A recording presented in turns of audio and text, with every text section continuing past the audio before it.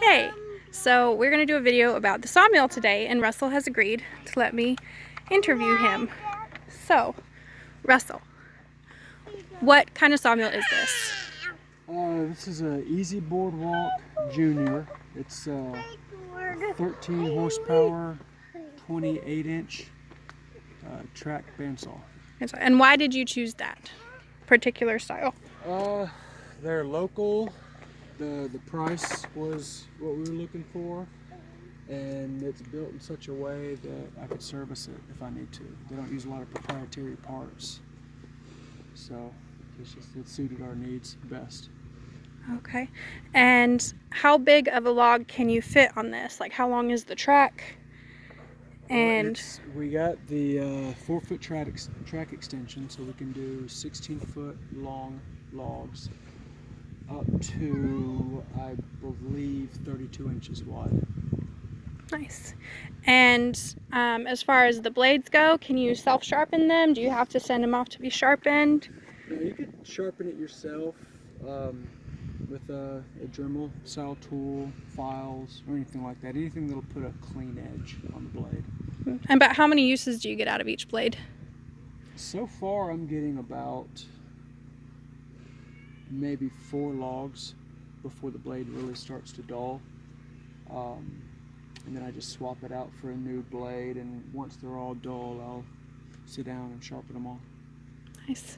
So, what are all the parts of it? We got a gas can here, but it says blade lube. Do you just use water, or what were you told to put in there? Water. Right now it's diesel fuel.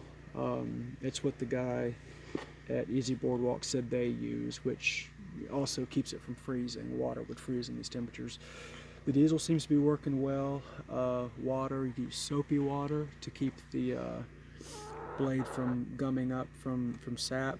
Really the only purpose of the blade lube is to keep the blade cool more than anything. It cleans it, but also it keeps it cool so that the weld, what's really a solder, the solder line on the blade doesn't pop loose. Nice. And then you got Honda 390 engine. It's crank start. I didn't want to have to worry about an electrical system with batteries and starters and everything. It's been real strong. It's a 4-post design, so it's got 4 vertical posts holding everything square and steady. It's strong. Solid steel U-channel track.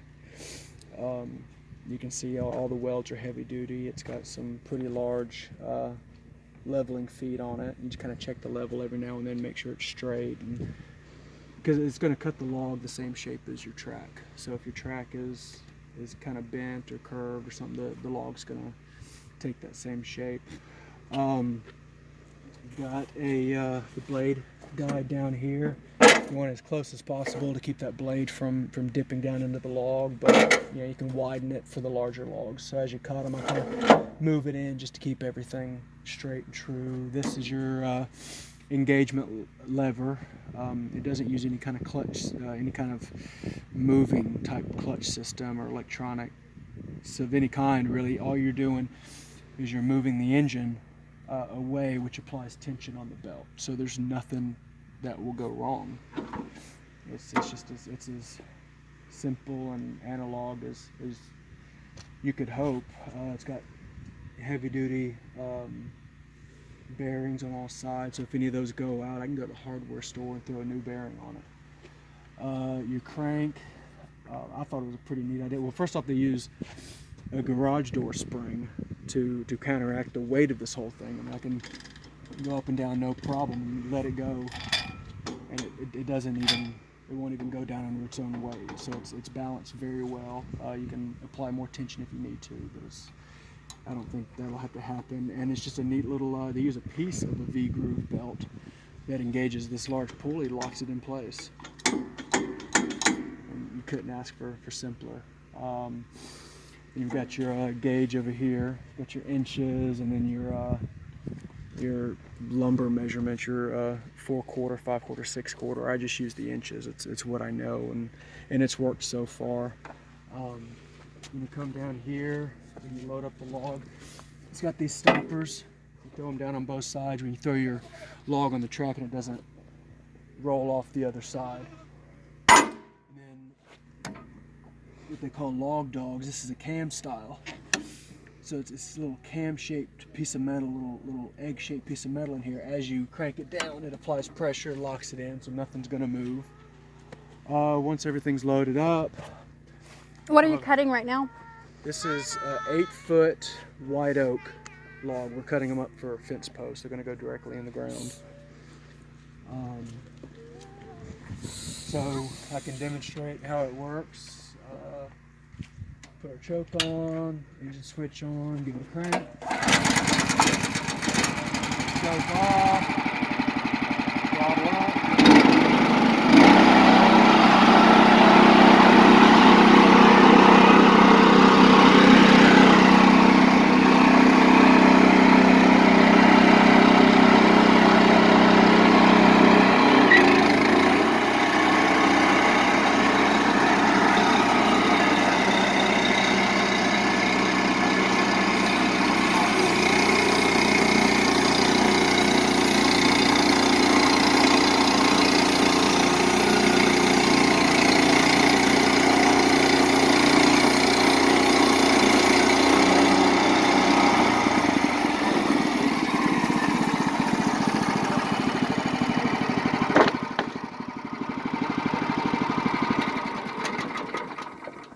Take your cut, you rotate it 90 degrees, lock it in, then you got 2 face sides, and then after that it's just rotating it and cutting it to the thickness or depth that you want. These we're going to cut down to 3.5 inches. 3.5 by 3.5 is a nominal 4x4 post. That's it. So we'll cut it, we'll stack it, and keep cutting until we have what we need. So what do you have over here right now? Over here, Pardon the trash. one I just cut.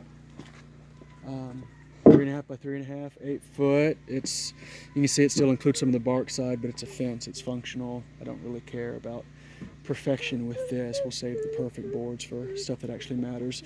This is a cutoff of. I don't think this is an exact measurement. It's just a piece of wood that I cut a cant out of. A cant is 4 square sides, and we'll save it for later. Did the same thing with the cedar. This was a large cedar tree. These are cut-offs that are either cut to 1 inch, 2 by, or 3/8 for siding. They're just kind of set aside to dry straight until we're ready to use them and cut them into what we need. Here's another future fence post, another piece of cedar. This is just a railroad tie I'm using to keep everything flat. And underneath this, these are black walnut slabs. I slabbed them a couple months ago, cut them to about 2 inches, and we're just letting them dry and saving them for a future project, or might put them on the marketplace. It's good hardwood. It'll make a nice table, countertop, or whatever. Should clean up real nice. And that's it. Just rinse and repeat. Just keep cutting until you have what you need. It's faster than going to the store, and after the initial investment on the sawmill, lumber's cheap. This is our hardware store. Do you have any criticisms of it, or are you pretty happy with it? Has it ever caused you any problems yet, or anything? No, I can't think of anything that I've had issue with. I don't need to adjust the blade tension. It's never come off the track. The blades seem to last a long time. I don't think I have any criticisms at all for what it is. It's been fantastic. I'm actually surprised how well it cuts through these harder woods. Because we've only done white oak and white oak, cedar, walnut. But I think the hardest thing we've cut so far was a piece of dead walnut that was fully dry, and even then, with a fresh, sharp blade, it barely even slows it down. So the quality of your cut's determined by how fresh the edge is on your blade. If it starts cutting funny, then it's time to change blades. And I think we're down to maybe one more unused blade, and then I'll sit down and spend an hour putting a fresh edge on them. Then we'll have all new blades again.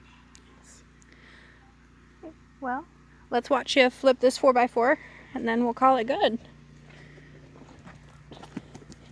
The goats help a lot. Oh, and then also we catch the sawdust because we use a composting toilet out here, and we lay either a tarp or it rained last night on our tarp, so he's been letting it dry. But we'll collect the sawdust and use that for our composting toilets.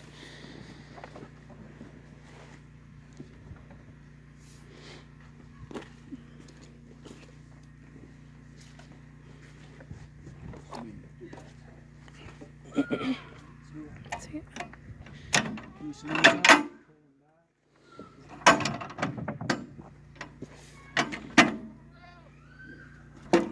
And this one's small, but on the big ones you need the tool, right? It's over here by the barn. Yeah, you don't really need it on the smaller ones, but it is handy with the leverage that it gives you. We can move a 16-foot, I mean, just a giant tree trunk like it's nothing. And what's that tool called? Cant hook. Cant hook.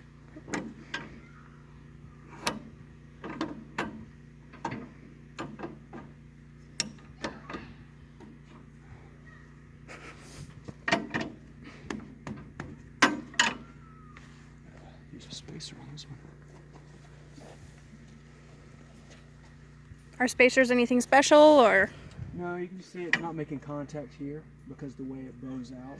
So I'm just going to throw something there that'll allow me to put pressure on this log and lock it down. Because your logs aren't going to be perfect all the time. So you just gotta, until you get it square, just do what you got to do to hold it in place. These just keep the log from sliding off when you're pushing the blade through it.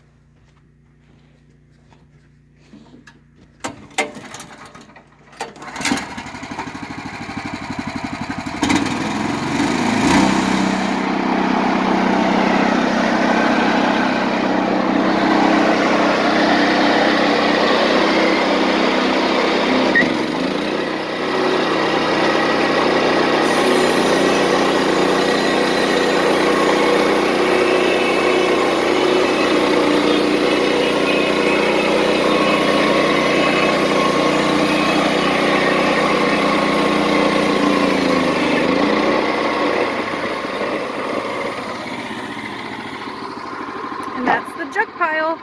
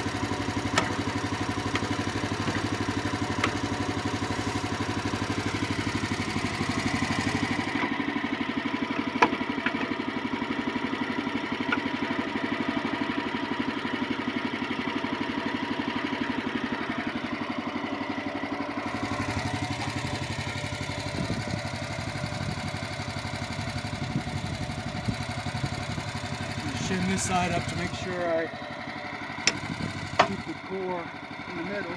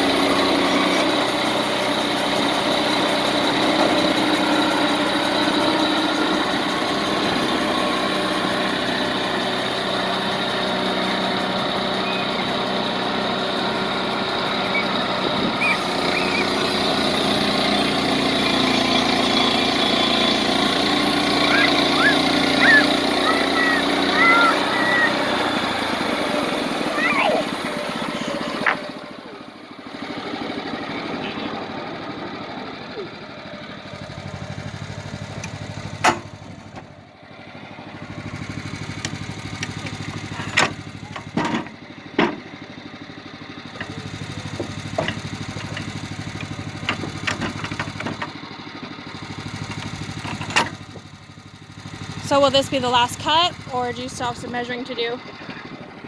I'll take the bark off, and then once I make sure that everything's cut to the depth that I want, so I really box that heartwood well, I could make a final cut right now, but I just want to make sure that the heartwood is in the middle, so that way when it dries it doesn't warp. The better you can surround that core, the straighter the marble stuff. When you go to the store and buy lumber, you can tell how it's going to curve by where the heartwood is in it, the way that the rings are, because it's always going to want to pull towards the sapwood. So you can keep it in the center; it's not going to go anywhere.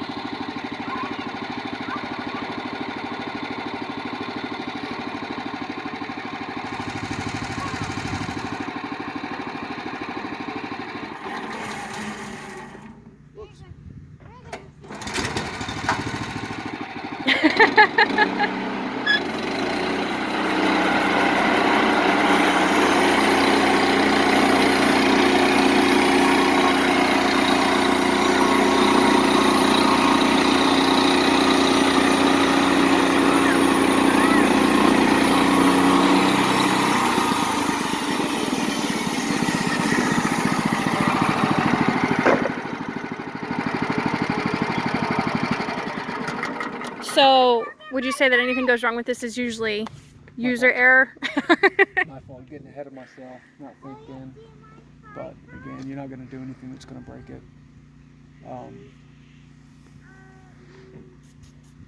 Yeah, it does everything we need to do. It's very simple, it's easy to use. I mean, anybody can learn how to do it. And for the price of what it would cost us in lumber to build either the fence or the barn, it's about what you could spend on a sawmill, and as long as you're willing to put in the effort, you have a endless supply of lumber. Yeah, I mean, in less than 20 minutes, you've got is it 8 feet?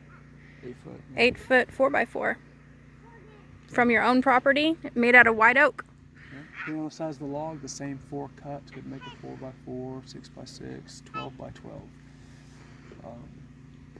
So size doesn't really determine how hard it is to make. I mean, I could cut this into multiple 2x4s in just a couple cuts. It just depends on what you need. Now, of course, it's being a hardwood and it's wet, it weighs significantly more than anything you could buy. I think the 6x6s that we put up probably weigh close to 400 pounds, but it's also really solid wood. It'll last forever. Well, thanks for letting me videotape you and interview you about the sawmill. You're welcome. Bye.